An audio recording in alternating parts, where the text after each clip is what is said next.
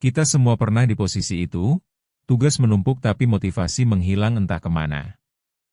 Apa yang sebenarnya membuat kita menunda pekerjaan penting? Selamat datang di Ruang Tumbuh. Chapter 1, Penyebab Utama Penundaan.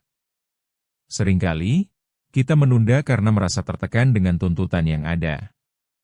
Bayangkan kalau kita disuruh menyelesaikan sebuah tugas yang kita anggap sangat penting, tetapi mendekati tenggat waktu, kita justru berakhir scrolling di media sosial tanpa tujuan. Kenapa bisa kayak gitu? Salah satu penyebabnya adalah overthinking. Kita memikirkan semua kemungkinan dan akhirnya malah tak melakukan apa-apa. Terkadang, kita jadi bingung sendiri dan bertanya-tanya, ini tugas atau beban? Kadang kita juga merasa tugas itu terlalu besar dan menakutkan. Kita ingin memulai, tetapi ada rasa ragu dan ketakutan jika hasilnya tidak sesuai harapan. Ingat, seperti kata pepatah, tak ada hasil yang baik tanpa usaha yang maksimal.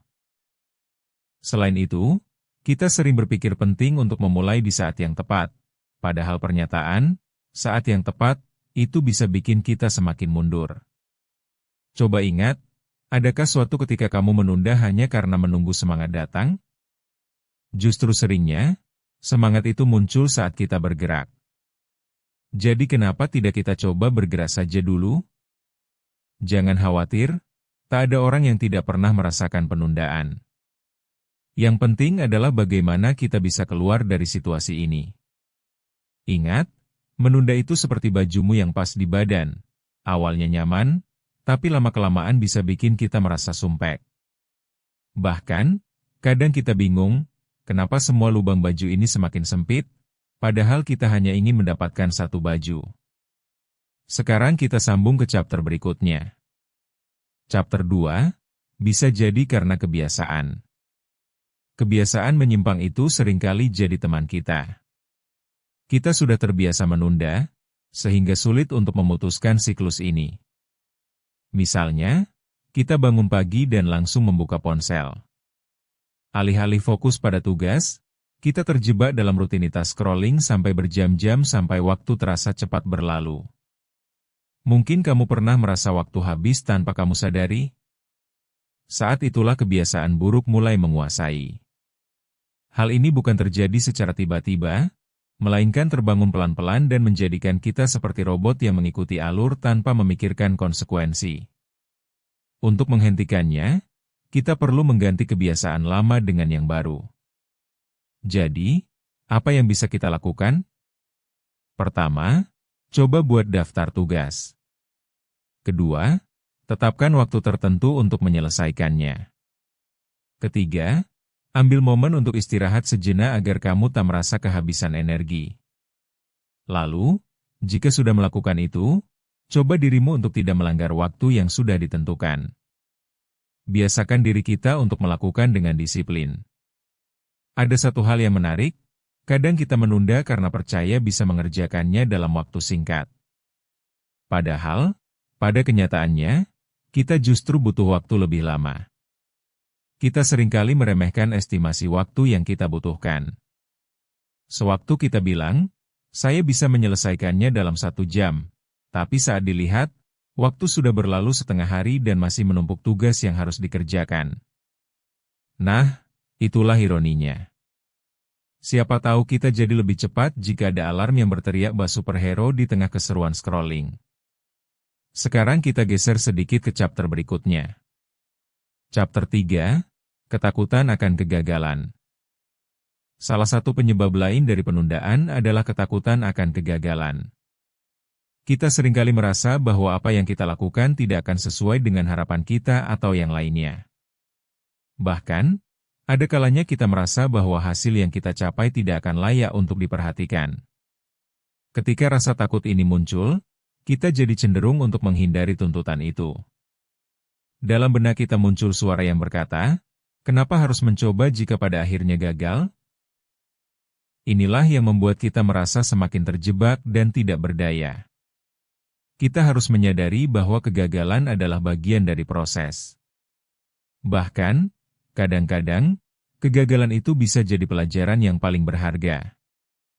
Coba mulai ubah mindset kita dengan bertanya, apa yang bisa saya pelajari dari kegagalan ini?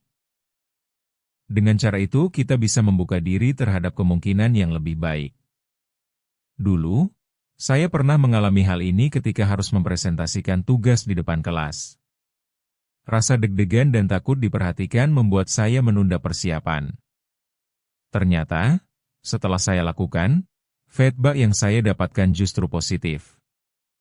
Jadi, coba deh ingat, kegagalan memberikan pelajaran. Yang terpenting adalah kita berani untuk mencoba. Kegagalan itu seperti bumbu dalam resep sukses, gunakan dengan bijak dan jangan takut berkreasi. Ingat, setiap chef besar pun pernah membakar masakannya sekali atau 2 kali. Bahkan, kadang kita perlu mencoba berbagai hal lalu berani mengambil risiko agar menemukan yang terbaik. Nah, dari situ kita bisa lanjut. Chapter 4, Seni Mengatur Waktu. Kita seringkali tidak mengatur waktu dengan baik. Tanpa kita sadari, kita bisa kehilangan waktu dengan tidak menyadari prioritas mana yang harus dilakukan lebih dulu. Pengaturan waktu yang buruk bisa memperburuk keadaan kita. Ada kalanya kita fokus mengerjakan hal yang kurang penting, sementara tugas yang lebih krusial terabaikan hingga batas waktu menunggu. Mari kita pikirkan, apa adanya yang bisa kita lakukan untuk meningkatkan kemampuan kita? Pertama, buatlah prioritas tugas. Kedua, tetapkan batasan waktu untuk setiap tugas. Kalau bisa, buat skala dari yang paling penting dan mendesak. Ketiga, ambil waktu istirahat agar kita kembali segar. Satu hal yang menarik, seringkali kita jadi terbebani oleh kenyataan bahwa waktu tidak akan menunggu kita. Maka dari itu, sungguh penting untuk merencanakan hari kita dengan baik. Dan yang tak kalah pentingnya adalah, kita harus punya waktu buat diri sendiri. Ingat, beban itu berat jika kita terus memikulnya sendirian.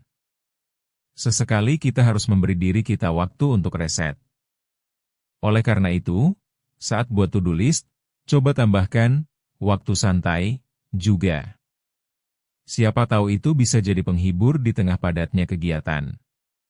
Dan ngomong-ngomong soal waktu, kenapa jam dinding selalu tahu waktu yang tepat? Karena mereka tidak pernah menunda-nunda, selalu berada di alur dengan jujur. Sekarang kita geser sedikit ke chapter berikutnya. Chapter 5, Motivasi Diri Sendiri. Motivasi dari dalam adalah kunci untuk melawan kebiasaan menunda.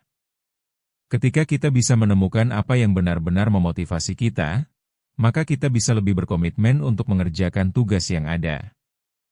Coba tanya pada diri sendiri, apa yang membuat saya semangat untuk menyelesaikan ini? Jika kita bisa menemukan jawabannya, kita lebih mungkin untuk mengambil langkah. Namun, kadang kita butuh dorongan eksternal juga, seperti dukungan dari teman atau lingkungan sekitar.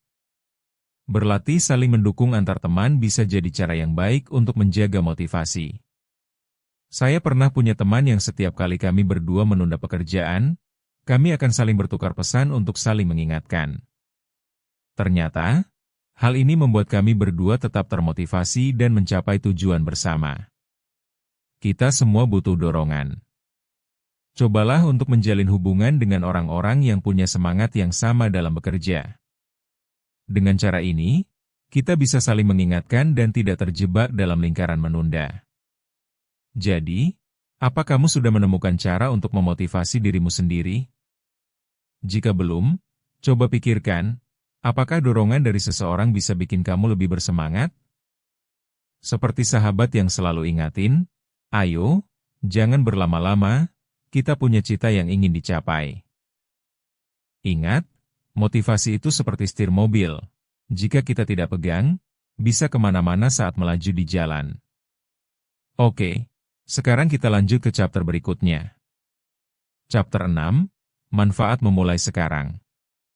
Ketika kita akhirnya berani untuk memulai, ada banyak manfaat yang kita dapatkan. Pertama, kita tidak lagi merasa terjebak dengan penundaan yang membuat kita gelisah. Kedua, kita mulai merasakan kepuasan ketika bisa menyelesaikan tugas. Ketiga, kita memberi diri kita kesempatan untuk beradaptasi dengan kebiasaan baru. Memulai sekarang adalah langkah menuju perbaikan diri yang lebih baik. Dalam perjalanan ini, tidak jarang kita akan menemui beberapa rintangan. Terkadang, kita akan dihadapkan pada rasa malas atau ketidakpastian. Nah, saat menghadapi rintangan itu, jangan ragu untuk mengingatkan diri mengenai tujuan awal yang ingin dicapai. Saya percaya, mendekati tenggat waktu tidak pernah semenyenangkan memiliki kontrol atas waktu kita. Jadi, cobalah untuk memulai apapun meski hanya langkah kecil. Mulai sekarang, apakah kamu siap menghadapi tantangan baru dan memberikan yang terbaik? Jangan khawatir, setiap langkah kecil adalah pelajaran. Ingatlah bahwa semua orang pernah merasa seperti berada di jalur cepat penyelesaian tugas yang berujung demam kesadaran tidak berkualitas. Jika bisa memulai, kenapa tidak? Awal itu seperti secangkir kopi.